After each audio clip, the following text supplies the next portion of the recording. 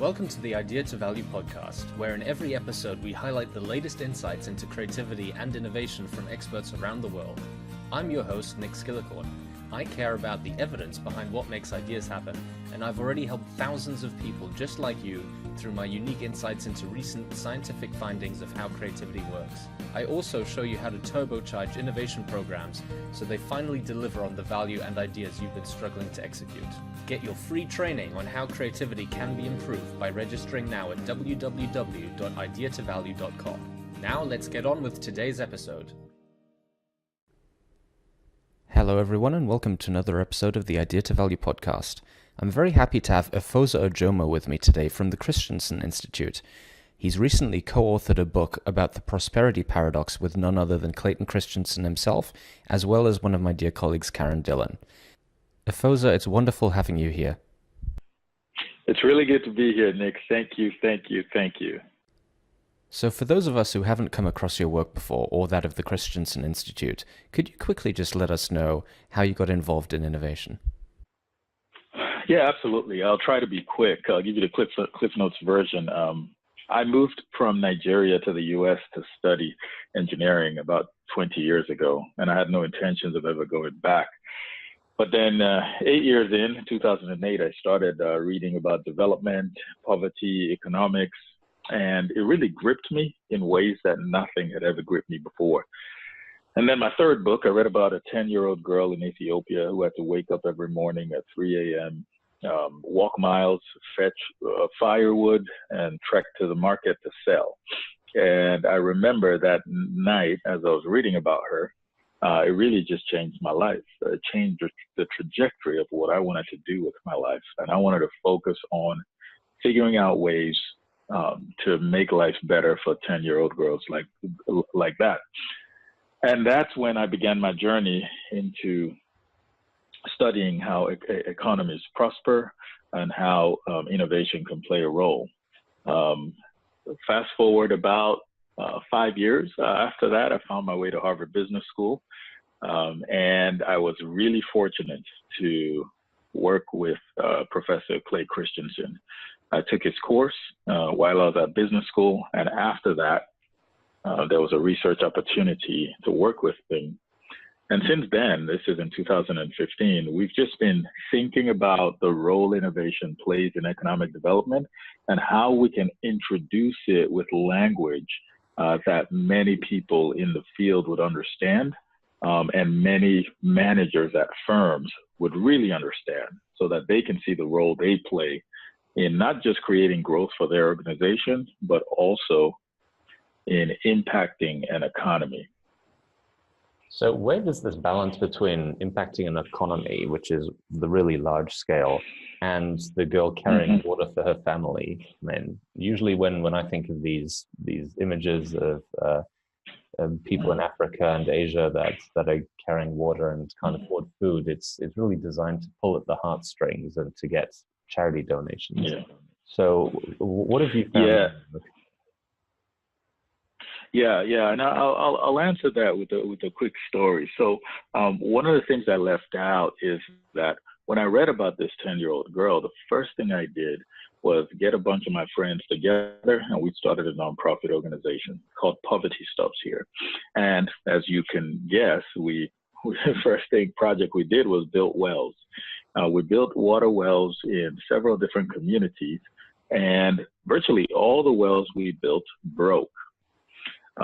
We raised tens of thousands of dollars. You go into a poor community, oftentimes rural, you build the well, and you're very excited, as we were, and we send pictures to the donors, but several months later, the well breaks down. We fix it once or twice and try to make progress there, but it never stays fixed in a sustainable way. But what we realized is our organization and that particular activity of building wells is really a microcosm of the larger development industry, where literally and metaphorically speaking, we really are building a lot of wells in many communities that don't have the mechanisms to sustain them. In our book, chapter 4, we call that a push strategy of development, where you go in with good intentions, you push what you believe is the right solution, and that solution is oftentimes welcome, but it just doesn't have the mechanism to sustain itself. Now, the question you ask is, okay, how does that connect to innovation? Well, that's where a different strategy is necessary. We call that the pull.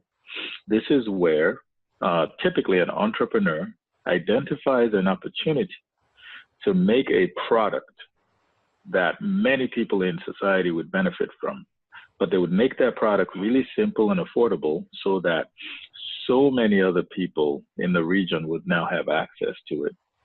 Now, by creating a market for that product, what they ultimately do is they create a market that pulls in the necessary infrastructures and institutions that the market needs to survive. But what ultimately happens is that those infrastructures and institutions are really become the society's infrastructures and institutions. So a very tangible example is about 20 years ago, towards the end of the 20th century, late 1990s, there were fewer than, I don't know, 1 million or 2 million cell phones in the whole of Africa. I mean, a couple of 2 percentage points or so. Mo Ibrahim was an entrepreneur at the time, and he said, look, I think we can develop mobile phone infrastructure for many people in Africa.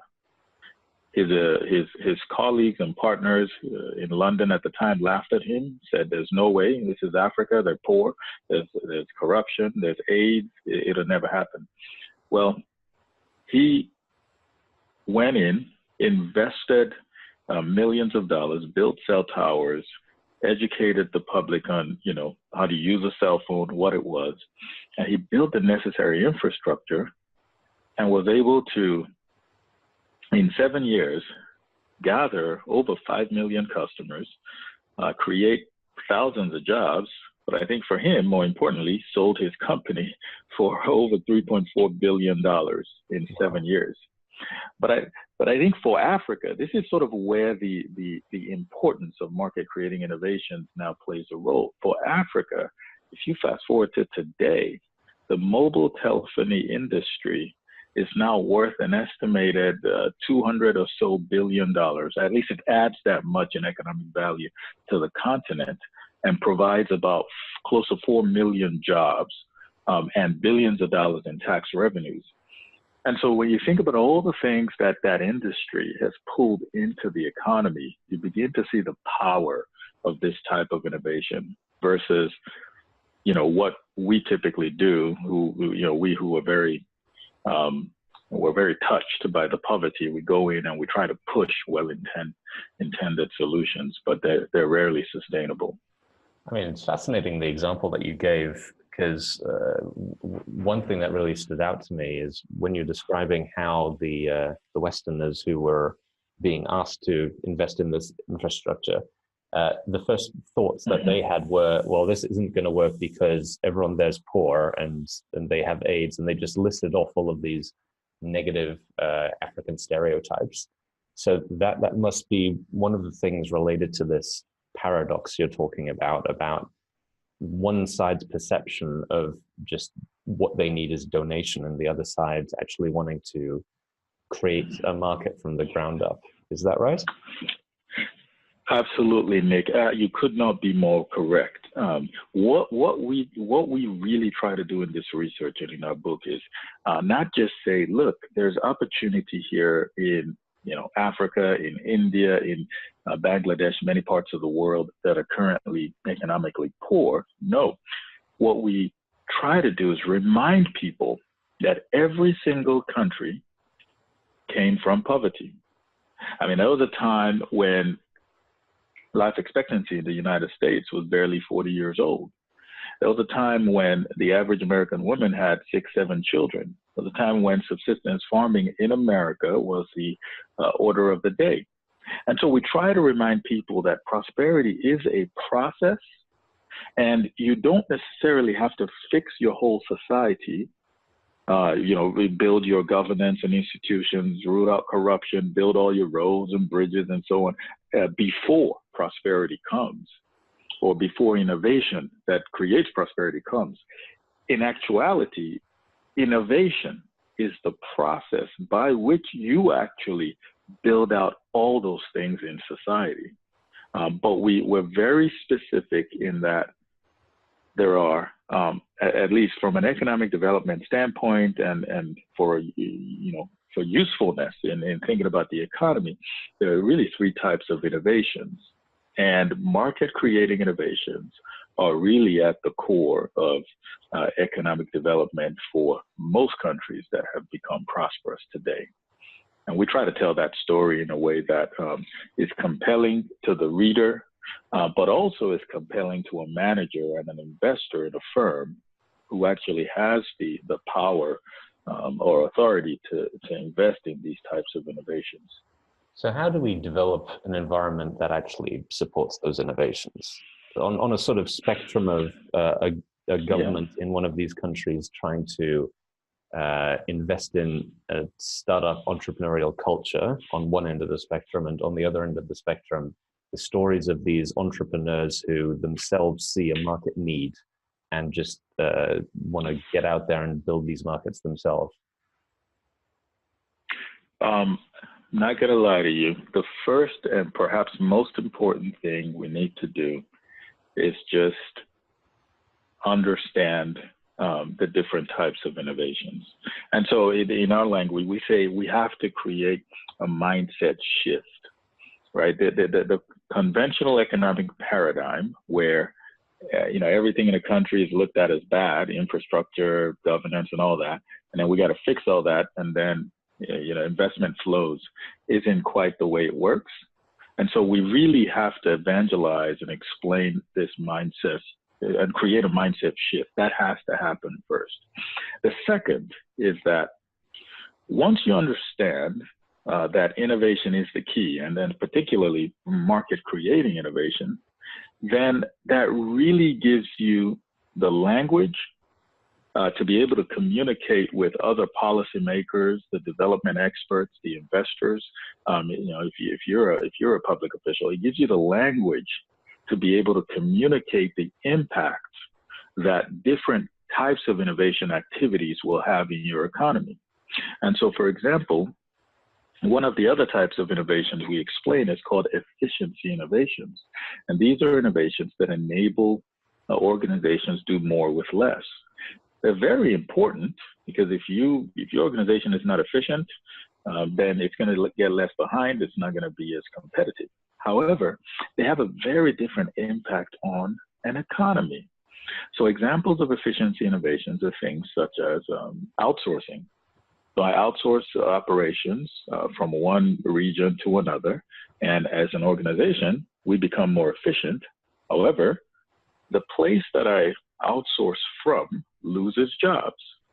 And so when you look at the development impact in that region, it becomes negative, net negative, right? Another example is investing in the resource extraction industry. The average manager in that industry is essentially looking and saying, how can I do more with less? Because you're selling a commodity product, would be it oil, cocoa, coal, it doesn't matter. And so when you look at the kinds of investments we make in efficiency innovations, they are designed to eliminate jobs because you just want to be able to remove as much cost from your operations as possible. Now, that's not a bad thing, Nick. It's not a bad thing at all. But if you don't understand that as a policymaker, as a development expert, then when you support investments in these industries and you see the economy growing, you think, oh, we're doing an amazing thing. The economy is growing at 6-7%. Look at the GDP numbers. But that's not robust economic growth, because that might have actually led to job loss. And so we really think the first and most important thing is for people to understand the different types of innovations. The second is them starting to see how those innovations impact an economy so that they can communicate better with the development stakeholders. And once that happens, I mean, we think people are smart enough to know what to do with the vast resources that they have. It's just really channeling it to the right type of innovation that could lead to robust economic development. And in order to find those right types, one thing that I know my listeners absolutely love is case studies and insights about what's worked and what hasn't worked. So have you got any sort of interesting examples of economies, entrepreneurs, companies that have been successful in really growing these market generating innovations? Yeah, let me give you one that is very unlikely. It's insurance. And so one of the companies that we studied is called MicroInsure. Started by a guy by the name of Richard Lefley. He's British, and he goes on a trip to Zambia, and he experiences poverty, I think, for the first time in his life, and it really shakes him. There was a woman there who lost her husband, and essentially just that process of losing her husband led the family into extreme poverty. Before that, they were sort of doing okay. And he said, look, why didn't she have access to life insurance? Well, there are no products on the market available for her to buy. Too expensive, or she couldn't even understand it. I don't even understand a lot of my insurance policies. But he looks at Africa as a whole and says, you know, you're 15, 16% of the global population, but maybe 2% of the insurance market. And a majority of that, you know, is in South Africa. And so he says there's a huge opportunity here. And so he goes in and he really tries to figure out a business model that works. We don't have the time to go into this, but he iterates on his business model because he sees that there is so much need for this product, but there's nobody willing to provide at a cost that many of these people can afford and in a way that makes sense for investors. So he iterates on a product time and again, eventually ends up partnering with the mobile telco companies, some reinsurers and so on. And he develops a product that has now been purchased by 50 to 60 million people all across the world who live on, you know, less than $3-4 a day. And so the idea that somehow people are too poor, there's no way we can generate products for them, we have to just help them and support them build their wells, is not entirely true. There is opportunity in many of these countries. It's just that it's not going to look like the opportunities in the more prosperous countries, at least not yet. And again, you know, one of the things that I love that we did in our research and in our book is we really try to take readers back to a time where many prosperous countries today were also poor. Because I think if they remember that it was entrepreneurs who created these new markets, such as Henry Ford, who said, let me make the car affordable and accessible to the average American. And when his investors laughed at him, a lot of them pulled out because he was doing that in an America that didn't have roads for the cars. We want to remind people that, look, this is how we got here. And it is possible for many other countries. And oh, by the way, if you're able to create a new market, you will reap significant returns, significant. But you have to do the hard work of creating a new market. And so I think it is possible.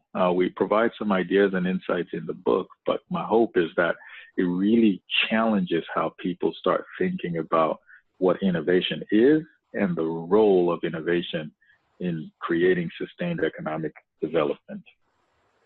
So we're coming up to the end of our time together, but I do have one last question. We've been talking a lot about large macroeconomic scale innovations that change countries and whole economies. What about someone within an established company, a corporation, that wants to encourage this type of innovative thinking in their own company? What sort of things have you learned about what can help them? A couple of things. Well, number one, the person must understand that you're going to be swimming upstream. Right? It's incredibly difficult to convince someone of something that doesn't yet exist. Right? I mean, it's like you don't have roads in a country. You're telling me you're going to build millions of cars for the average American. So just understand it's incredibly difficult. Now, this is in contrast to someone who's convincing his executives that we should put heated seats in the cars, or we should put adaptive cruise control. That's a little easier because you could do that, sell it for a little more money, and people see your company as a little more exciting, more vibrant. And so you're going to be fighting upstream. The second is providing as many case studies and examples of the kinds of returns that await your company is absolutely crucial. Because at the end of the day, many organizations are focused on maximizing shareholder return.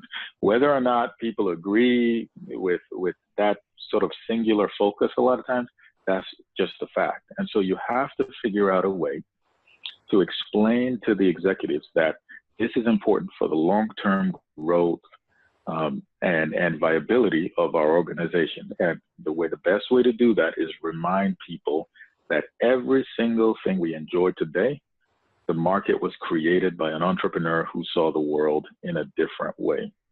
Now, the third thing is if you're able to do that, then I recommend what Professor Christensen always recommends when you're building a new growth engine for your company.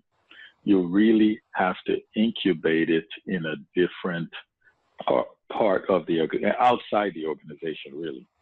You have to isolate it and create an autonomous unit, because when the company is small, it needs room to breathe.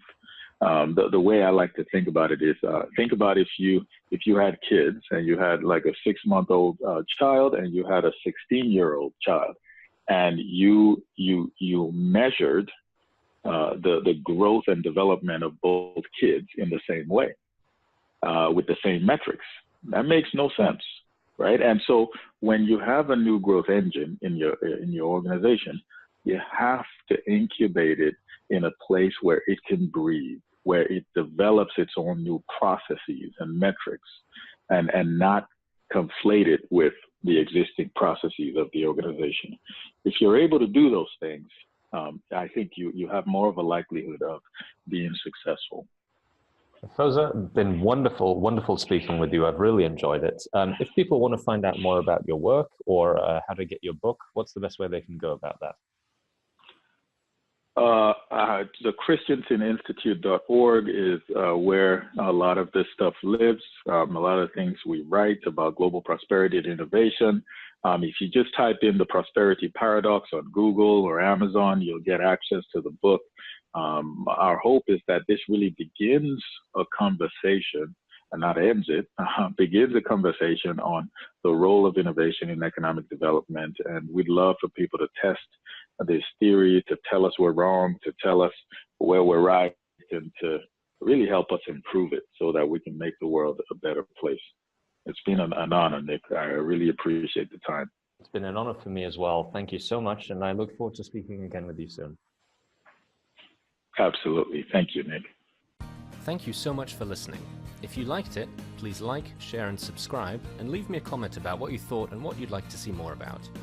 If you want to take your creativity and innovation capabilities to the next level, then invest in yourself with the premium training only available at ideatovalue.com.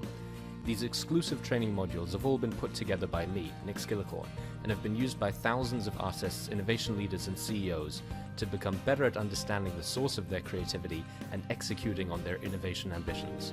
And there is no risk to you, as they are backed by our money-back guarantee. Now, don't forget to go out there and make your ideas a reality. See you again soon.